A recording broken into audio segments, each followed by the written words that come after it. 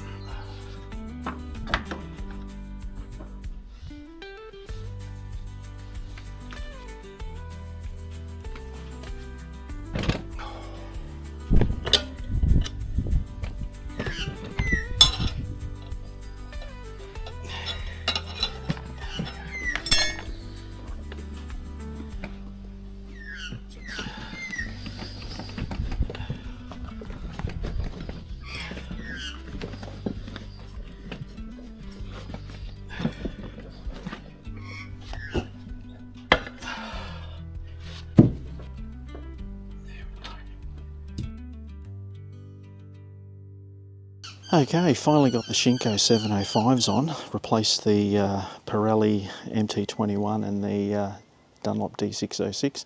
They were a bit long in the tooth, and I had these sitting in the shed probably for about a year or two now, so thought I'd finally put them on, see how we go.